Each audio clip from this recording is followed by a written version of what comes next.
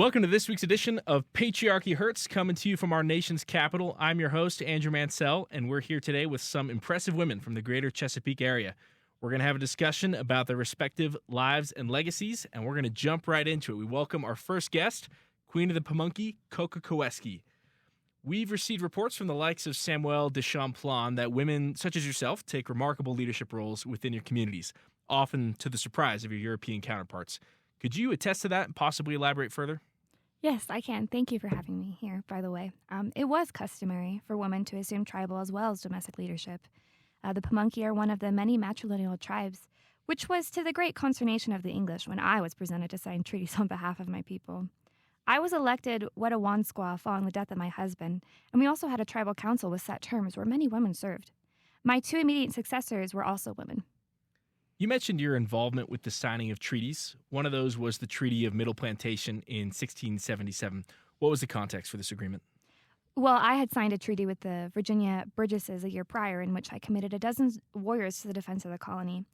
They were so insolent to demand more, as if my husband and hundreds of my warriors had not died fighting alongside their colonists with no compensation to the tribe. This treaty was a subsequent oath of allegiance to the British Crown, and in return we were granted access to the civil courts and rights to our homelands, not that we needed them, and the Powhatan chiefdoms were united under my rule, though it was rocky. And this wasn't very long after Bacon's Rebellion. Could you recount for our audience what the nature of that rebellion was and the impact it had on you and your legacy? Yes, of course. My people had a very friendly relationship with the Virginians. We fought and died alongside them to defend their colony from outside tribes. It didn't matter to this Nathaniel Bacon. He just could not abide the governor's decision to let us stay on our land. He tried to kill Governor Berkeley, and he and his men crossed the river and ravaged our villages and killed several of our people, hoping to drive us out. I had to abandon everything and hide in a swamp. I almost starved. This was the pretext for the Middle Plantation Treaty, which restored our lands and prisoners. Well, very good. We're glad you made it out of there. Thank you for joining us, and we're going to have a quick word from our sponsors. This podcast has been sponsored by wampum beads. They may not be money, but they're certainly valuable. Thank you for that integral input. Our next guest is Ann Holden, Hi Virginia aristocrat. Thank you for joining us. Thank you for having me. Okay, well, let's get started. For starters, how did you make your fortune? Well, after the death of my father, I received plenty of land from him. He wanted me to have it as his youngest daughter. But I also inherited land from my two previous husbands when they both passed away. And with their deaths came plenty of land and enslaved laborers. I really think that my father and my previous spouses wanted me to be taken care of after their deaths. And I'm very grateful for the things that I have been able to have because of this wealth. My extensive land holdings were managed efficiently because I had more than 50 enslaved laborers who helped raise things such as wheat, flax, corn, and tobacco, in addition to sheep, pigs, and cattle. And tell us a little bit about your involvement with the Revolutionary War. Yeah, of course. So the Revolutionary War was a very troublesome time for our country, but I like to think that I showed my patriotism for this country and desire for things to change. I was able to do a number of things, but something that I really loved that I was able to do was supply different things for the Continental Army and other Virginian troops that were in that area. And at one point, the British came knocking, and I refused to allow them entry into my residence. This is my land, and they had no right to it. And how do you hope to be remembered? How would you describe your own legacy, and what advice might you give to future generations? Well, I think that because I had relatives in the area of Virginia that were able to vote, that we were able to get people in office who we trusted and had faith in. I think that part of my legacy is finding a new way for women to be heard when it comes to the issues of the vote. If I had to give some advice to future generations who wish to follow in my footsteps, I would tell them to put their first foot forward. When I say this, I mean I want them to make sure that they're doing things that make a difference, that make it to where they are heard. Okay, well, thank you very much for joining us, Miss Holden. Of course. Up next, we have Miss Rose O'Neill Greenhow, Confederate sympathizer and spy. Thank you for joining us. Yeah, I'm glad to be here. So what got you involved in espionage in the war between the states? So my motivation was primarily because of my loyalty to the Confederacy. I was born in Montgomery County, Maryland, and I'm a Southern woman through and through. I wanted to be able to help the Southern cause, and I just thought that if I could provide intelligence to the Confederate leaders, that I could aid in the war effort and help bring about a Southern victory. So tell us about how did you go about gathering information for the Confederate cause?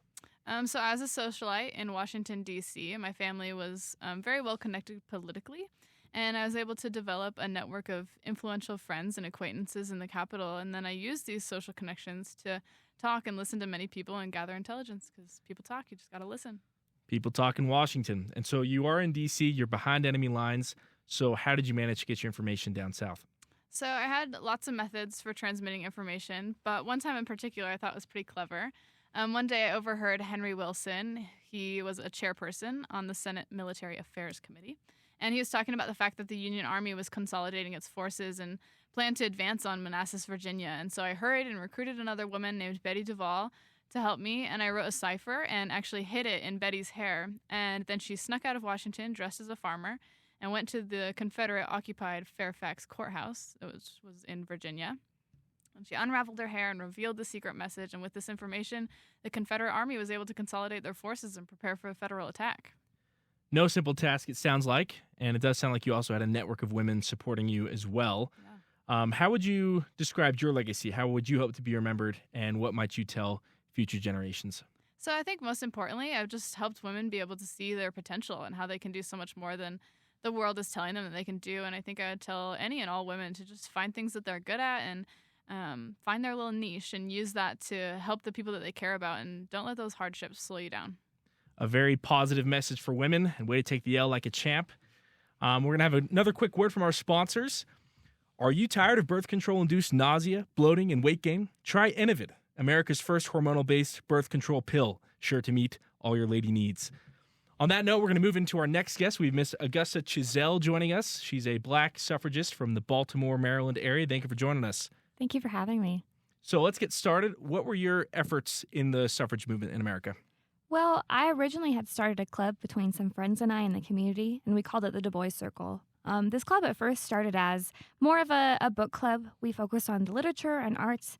However, my good friend and neighbor, Margaret Hawkins, and I pushed her to become a more politically active group. Once I got started in the suffrage movement, I couldn't really stop.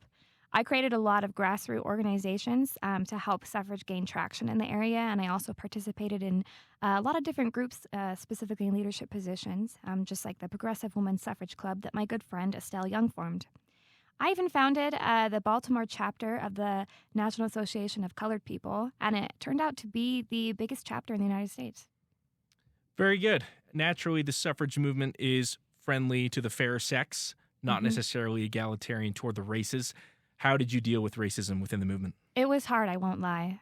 It was really hard knowing that so many of my fellow suffragists thought that their right to vote was more important than mine. Many of us had been working side by side with suffragists like Susan B. Anthony and Alice Paul before the movement had become so divided, so it really hurt when it happened. I guess I dealt with the racism by refusing to let it deter me. I continued to work my work as a suffragist in the hope that Black women would eventually receive the vote and that we could also make our voices heard. I knew that even if the white suffragists wanted to deny it, suffrage was a racial issue. So many Southerners were against the movement because they knew it would cause problems with the Jim Crow laws, and I intended to see that actually happen. So we know that no movement dies after its goal is achieved. So how did your movement continue even after the passage of the 19th Amendment? Well, as I mentioned, I created a lot of grassroots organizations to help build attraction for the movement. So I like to think that my colleagues and I actually played a really big hand in the passing of the 19th Amendment. But once it was passed, you're right, the movement didn't end. I knew that my work wasn't done. My new goal was to empower women and to empower women voters specifically. I started to write a weekly column every week in the Baltimore Afro-American paper. I called it a primer for women voters, and I wrote it for the benefit of any woman who wished to inform themselves in regards to their newly acquired duties and privileges as voters and citizens. In this article, I taught Black women how to register to vote, as well as I wrote often about upcoming political candidates so that women would be well informed once they got to the polls. Okay, well, thank you so much for joining us. That's all the time we have. Thank you to Ms. Chiselle and our prior guests for sharing some of your lives with us. Please be sure to like and subscribe and join us next week when we'll be discussing how men are ruining America.